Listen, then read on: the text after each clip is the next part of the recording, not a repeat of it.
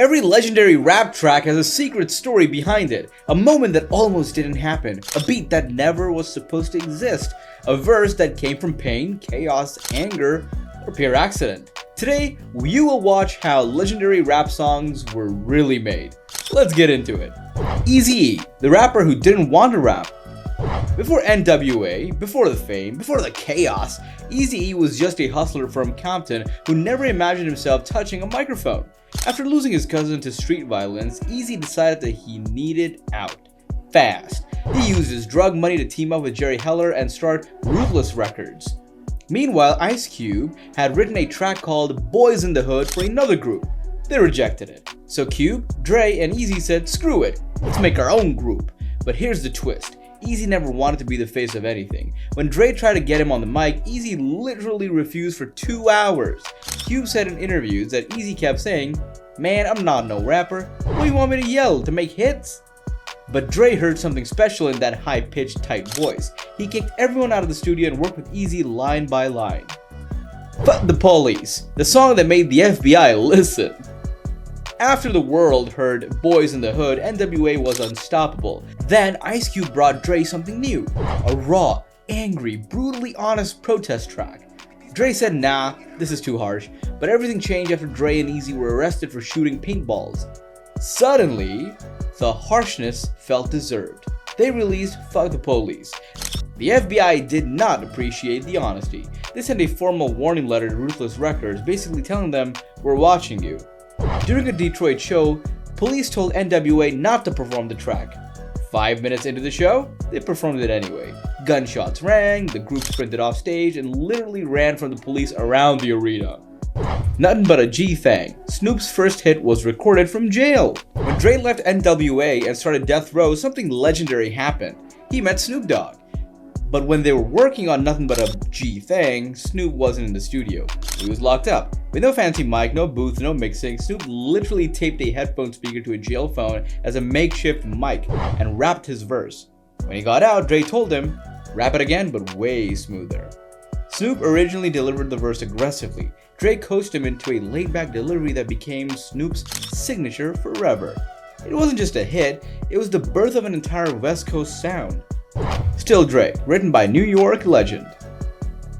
It's one of the most recognizable rap anthems ever, but Dre didn't write it. Snoop didn't write it. Jay-Z wrote the whole thing.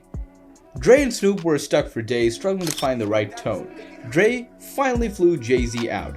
30 minutes later, Jay handed them the whole song. Verses, hook, flow, everything. Perfectly tailored to Dre's style.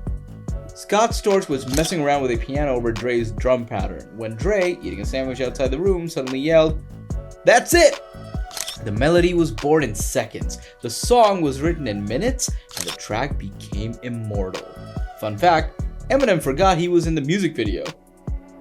My name is the moment Dr. Dre saw Eminem's genius. After years of success, Dre hit a slump.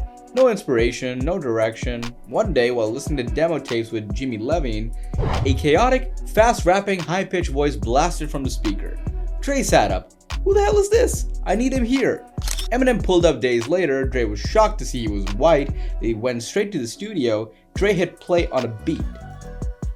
Immediately, Eminem said, "Hi, my name is Chicka Chicka Slim Shady."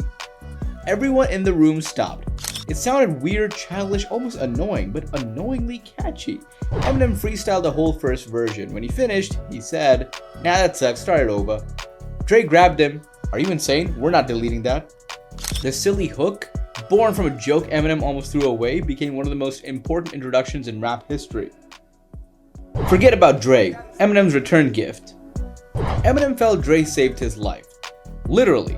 So when Dre needed a comeback track, Eminem wrote the entire reference version, Dre's parts, Snoop's parts, the flow, the cadence. Dre heard the demo and said, "We're keeping it exactly like that." The song became a cultural reset and cemented their bond forever. Drop It Like It's Hot, created with spray can sounds. When Dre got too busy, Snoop teamed up with the Neptunes, Pharrell Williams and Chad Hugo. Pharrell wanted something minimal, no heavy bass, no crazy melody, just clicks, hisses, and mouth sounds. Snoop thought the beat was done, until Chad hit one last keyboard note, the sharp, high-pitched tone that became the song's signature. Snoop said, "Man, that was a candle on the cake." The final touch turned a weird beat into a timeless hit. Grindin', the beat made from a table. Pharrell and Chad weren't done with the weird ideas. One day they looked at each other and said, "Let's make a beat that sounds like kids banging on school desks. No melody, no samples, just raw percussion." The result was Grinding by Clips, a beat unlike anything in rap at the time. Pusha T heard it and said, "Is this even music?" Pharrell smiled. "That's the point. The flow comes first." Pete Eastwood, a hit created with one preset. Damon Albarn from Gorillaz didn't overthink it. He opened a sound bank, clicked a preset called Rock 1 and played around with it. That was it. No deep process, no complicated sampling, just a preset. Rapper Del the Funky Homo Sapien wrote his verse in 30 minutes and forgot about it completely until someone told him, "Bro, your song is all over the radio." He had no idea it was even released. The song became a defining sound of Gorillaz. Miss Jackson, an apology written in pain. Outkast was at the top of the rap world, but personally both Andre 3000 and Big Boi were struggling. Andre's breakup with Erykah Badu had deeply hurt him. Big Boi's relationship was falling apart too, so the studio became their therapy. Miss Jackson was written as an apology to Erykah's mother, Miss Wright, but Andre changed the name to make the message universal. When asked how her mother felt about the song, Erykah said, "My mom loved it. She had a Miss Jackson license plate. Only Outkast could turn heartbreak into an anthem." Through the Wire, rapped with a broken jaw.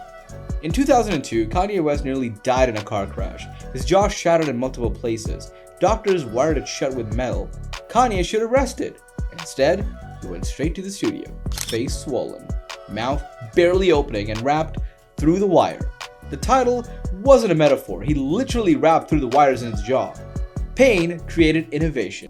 See You Again, a song chosen by Destiny. After Paul Walker died, Universal needed a tribute song for Fast and Furious. Dozens of artists submitted demos. One of them was a relatively unknown guy, Charlie Puth. He had also lost a friend in a car accident, so he wrote from real grief. Atlantic Records wanted a bigger singer for the hook. They tried Chris Brown, they tried Sam Smith, they tried Jason Derulo, but Puth insisted. "This one is personal, I have to sing it." His demo take, the first and only recording, became the final version. Wiz Khalifa wrote his verse in a single night, imagining he was speaking directly to a friend he had lost. The song became a global farewell anthem. I Need a Doctor, a friendship saved through music. In 2011, D.R.E was dealing with the death of his son, depression, and grief. He disappeared from music. Eminem refused to let him go. He pushed Dre back into the studio, brought a concept, shaped the emotion, and helped pull Dre out of his darkest period. Eminem's verse was a letter of gratitude for the man who believed in him when nobody else did. The song wasn't just a comeback, it was a lifeline. Some songs are created by accident, some by pain, some by curiosity, and some by pure genius. But all of them prove one thing. Rap music isn't just sound, it's stories, sacrifices, friendships, and faith.